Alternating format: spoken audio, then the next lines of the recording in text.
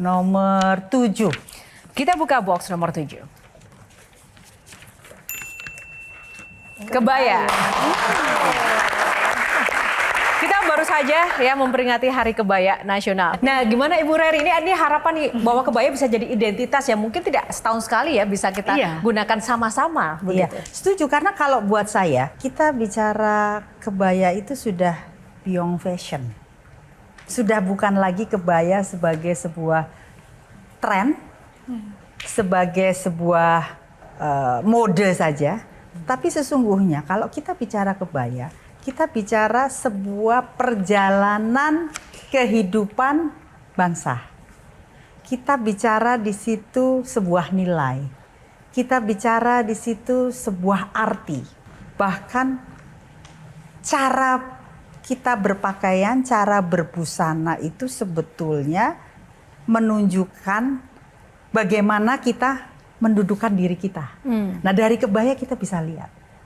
Di samping kalau kita bicara dalam konteks Indonesia yang begitu luar biasa kayanya, ternyata Hari Kebaya yang baru saja dicanangkan dan langsung Pak Presiden waktu itu hadir, menunjukkan bahwa kebaya itu sudah hidup di negeri ini bahkan jauh sebelum Indonesia lahir. Berbagai macam kebaya. Satu sebetulnya nilai yang ingin saya sampaikan ke semua.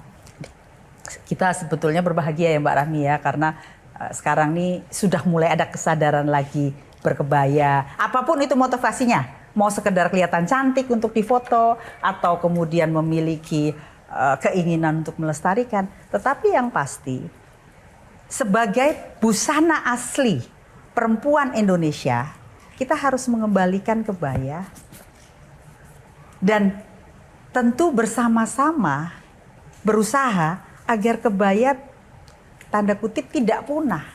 Coba kita lihat perempuan-perempuan di India, mereka pakai sari loh, dimanapun mereka berada. Apalagi di acara-acara resmi, itu menjadi bagian dari keseharian.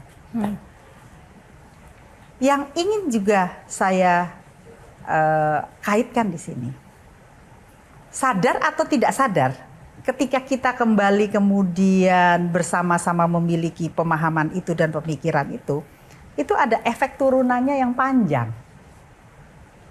Secara tidak langsung memberikan dampak terhadap perekonomian. Lahirlah kemudian para pengusaha-pengusaha yang lekat dengan kebaya itu sendiri. Industri jewelry dari rumahan, penjahit-penjahit kebaya, kemudian pengrajin-pengrajin, semuanya menjadi bergairah dan mendapatkan tempat. Jadi sebetulnya kita bicara sudah beyond fashion ini. Ini adalah sebuah ekosistem. Teman-teman yang bergerak bersama-sama sejak beberapa tahun lalu dengan inisiatif Kebaya Goes to the UNESCO dan kemudian bersama-sama mengangkat kembali kebaya ke pentas nasional, bukan seperti yang kebaya dikenal dulu. Itu secara tidak langsung memberikan efek yang luar biasa. Dan jangan lupa sampai hari ini kalau kita ke Jawa, itu mbok-mbok jamu, ibu-ibu di pasar, semua pakai kebaya dengan tanpa berpikir ini goes to UNESCO, tanpa berpikir ini bagian dari mode, karena dia merasa nyaman dengan pakaian itu. Nah, ini yang sebetulnya harus dipahami lagi. Kan kalau dosiernya mengatakan yang namanya kebaya itu yang ada bukaannya di depan ya, dan motif desainnya juga macam-macam. Mengikuti perkembangan zaman, saya termasuk orang yang setuju bahwa sebaiknya kita juga mulai memasukkan. Tapi bukan itu saja. Jangan juga sampai kita kehilangan pakem. Sebagai duta Indonesia, wajah Indonesia, melihat identitas Indonesia dalam kebaya seperti apa? Jadi sedikit cerita Ibu, waktu itu satu kata yang saya bisa deskripsikan tentang kebaya, bangga. Karena kali pertama saya waktu itu pakai kebaya di Polandia waktu itu untuk kompetisi mewakili Indonesia. Ketika saya turun bis dan semua orang itu langsung menatap kebayanya. mereka bilang, what is this dress? What is this? What is this fabric? Mereka tanya tentang kainnya, tanya tentang historinya gitu. Tapi ketika saya memakai kebaya di beberapa acara di Indonesia, tapi nggak sedikit loh Bu yang berkomentar, kok pakai kebaya terus terlalu kaku, pakai kebaya terus kok jadul banget sih gitu. Padahal dalam diri saya itu setiap kali memakai kebaya, bangga Beda yang ya? saya rasakan. Betul. Mungkin tanggapannya Ibu apa tentang mungkin beberapa oknum yang berperspektif bahwa kebaya itu usang, kebaya itu jadul, kebaya itu out of date gitu ya. Itu namanya bullying. Bullying kebaya. Padahal orang luar tuh menganggapnya ini sebagai Luar biasa. Jadi sebetulnya momen kita kembali bersama-sama bergerak nih Mbak Rahmi dan teman-temannya beberapa tahun yang lalu kemudian berkampanye membawa kebaya Gus to UNESCO, itu sebetulnya adalah sebuah gerakan yang luar biasa yang tadi mengeluarkan tanda kutip pemahaman, pemikiran atau ya pandangan bahwa kebaya itu jadul. Karena kemudian memang kemudian ditarik ke dimensi yang berbeda. Dimensinya menjadi tren, dimensinya menjadi fashion. Nah, saya harus mengatakan bahwa untuk hal-hal tertentu, mau tidak mau ini adalah bagian proses yang memang harus dijalankan ketika kita mau melakukan pelestarian. Apalagi zamannya sudah berbeda. Kadang-kadang kita tidak bisa memungkiri bahwa memperkenalkan kembali, ini kan kita memperkenalkan kembali, mensosialisasikan, itu diperlukan langkah-langkah memang yang populis. Kalau yang pakai ratu-ratu, para influencer, kemudian sosialita, itu otomatis akan menciptakan sebuah tren tersendiri, ya, atau dianggap menjadi sebuah tren yang nanti akan diikuti. Buat saya itu sah-sah saja. Buat saya itu sah-sah saja karena sebetulnya justru kalau saya pribadi melihat kita berterima kasih loh Mbak Rahmi karena teman-teman akhirnya menjadi ada keinginan, ada rasa untuk makin mau menggunakan. Beberapa tahun yang lalu mungkin memang terjadi ya, tapi mudah-mudahan kalau sering-sering pakai kebaya nanti,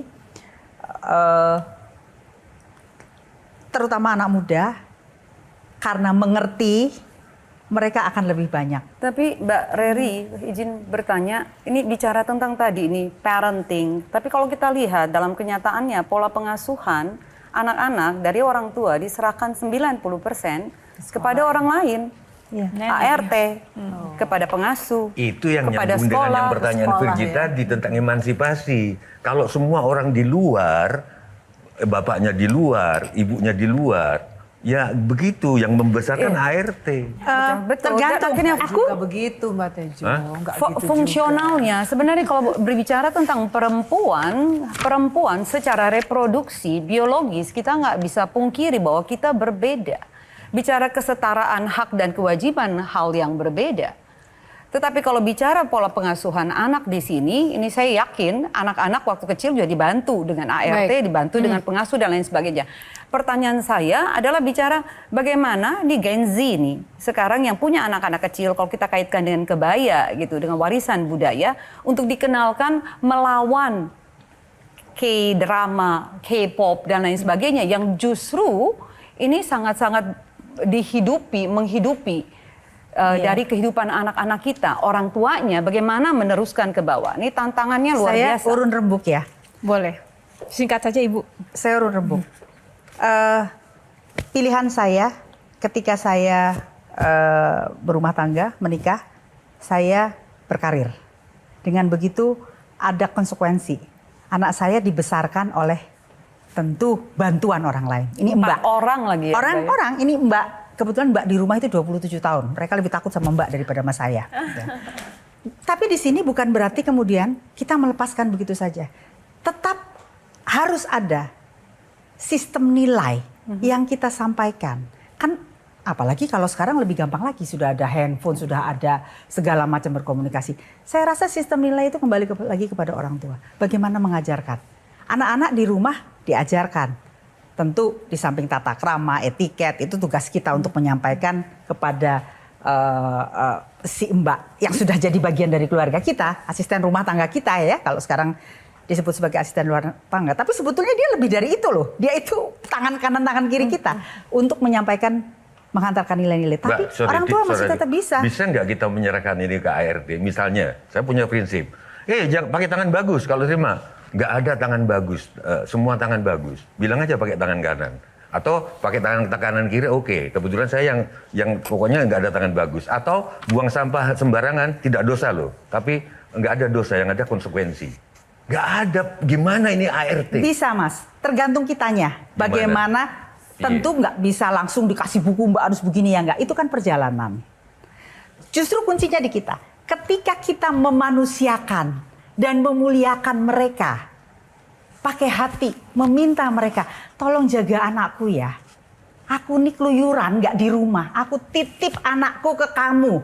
Kamu bukan orang gajian yang saya gaji untuk ngurus. Dia akan beda. Dia Tapi akan mungkin paham. bicara tentang psikologis, bicara kedekatan, attachment, bonding akan beda Mbak. Kalau memang ibunya sendiri yang turun tangan. Tapi kalau saya berpendapat, izin, kalau boleh ibu, ayah sebagai pendidik pertama dan terutama Pasti. harus hadir di situ. Pasti. Virgi keberatan Kan tadi. akan beda Virgi memang. keberatan.